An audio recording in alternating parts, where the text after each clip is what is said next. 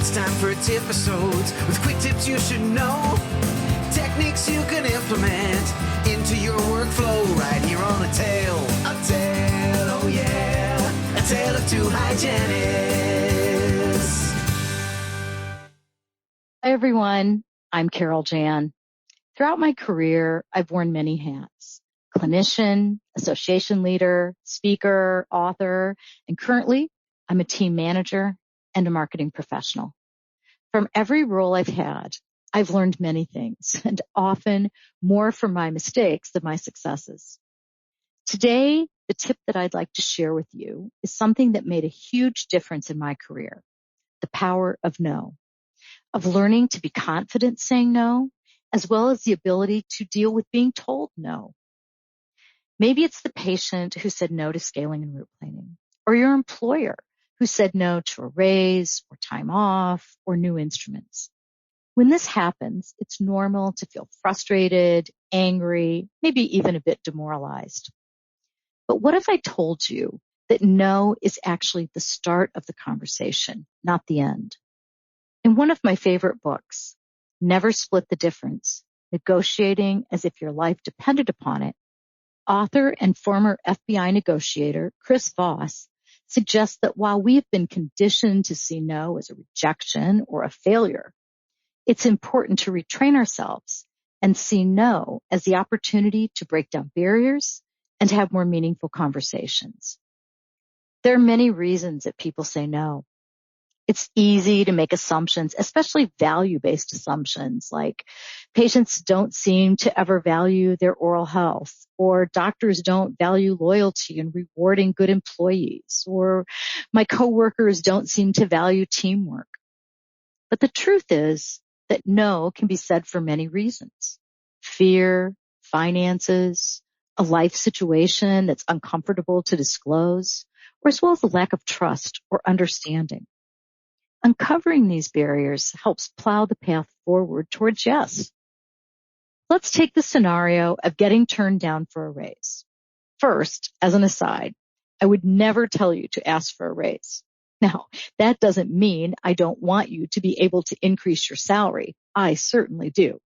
However, what I would advise is you ask to discuss your compensation. Why? Because it's bigger than a raise, and it gives you much more wiggle room. Now, let's go back to being told no about a salary increase. Naturally, your first inclination might be to think, I guess I'm going to have to start looking for a new job, or, but what if you really like your office and most days your employer? So rather than thinking that the conversation is over because the answer was no, your next move needs to be to find out what you need to do to increase your compensation. So rather than mumbling thanks and maybe hightailing it out the door, what if you said, I'll be honest, I'm disappointed, and I would like to talk more about what I need to do or what needs to happen for me to increase my compensation. The benefit of using the word compensation is that you have another question easily at hand, which is, if a salary increase isn't possible, what else might be? Would you like more vacation or sick time? A bigger uniform or continuing education allowance? Ask for what's most meaningful to you. Now, what about that patient that says no to scaling and root planing? It's easy to think, well, that's their choice, and out your chair they go. But while patients have choices, we have responsibilities. If we seek to learn the barriers to accepting care and work to overcome them, then we can help patients make the best treatment choice. It's important to try to open up the conversation. You might start by saying something like, I'm concerned for you because this is the best treatment course for you. Can you tell me what concerns you have about our recommendation? Or could you help me understand what's behind your decision? A good follow-up to this is, what else can we do or would you need from us to help you get comfortable with this treatment recommendation?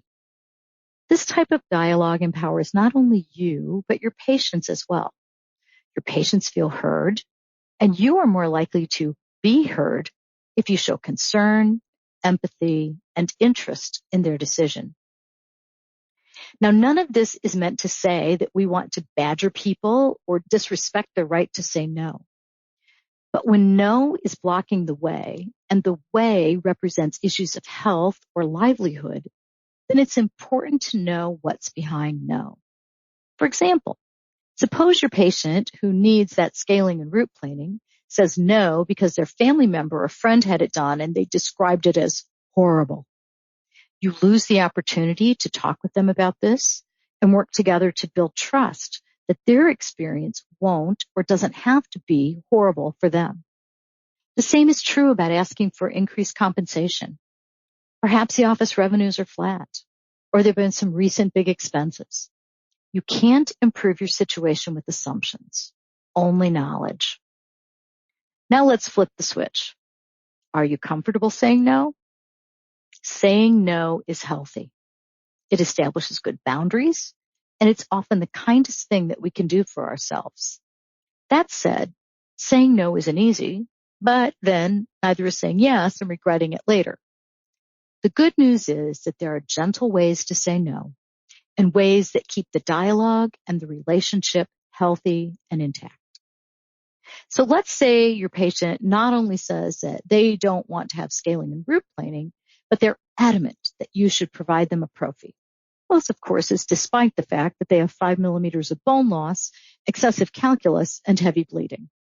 Now, it might seem like you have two choices.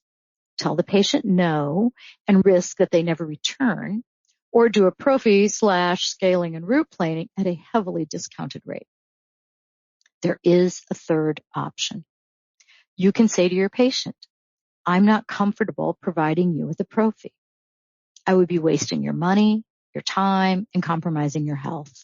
A prophy will not improve your condition. The treatment that will most benefit you is scaling and root planing. It's important that after you say this, you stay quiet. Silence can be uncomfortable, but it will also give your patient time to think and perhaps for them to be uncomfortable with their request for a prophy. Another powerful phrase is, help me understand how I'm supposed to do that. Perhaps your employer wants to shorten appointment time, so asking, and not in a snarky tone, how you're supposed to do that puts the ball back in their court. Another follow-up that might be useful is, to do that, I'll need to streamline my time. Would you be able to do the oral cancer screening when you do the exam instead of me? Or we've discussed getting an airflow device.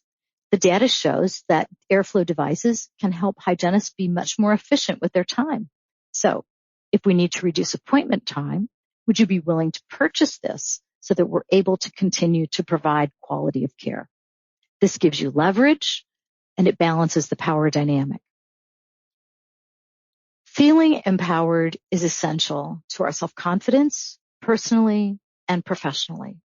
Alice Walker, author of The Color Purple, has said, the most common way people give up their power is by thinking that they don't have any. Looking at no as a failure or a rejection strips us of power. Reframing no as an opportunity helps restore our personal power. Whether we're being told no about something important or we're finding ways to say no. Effectively learning to deal with no is empowering. And empowered employees are happier and more engaged. Thank you and have a great day. A tale of two hygienists.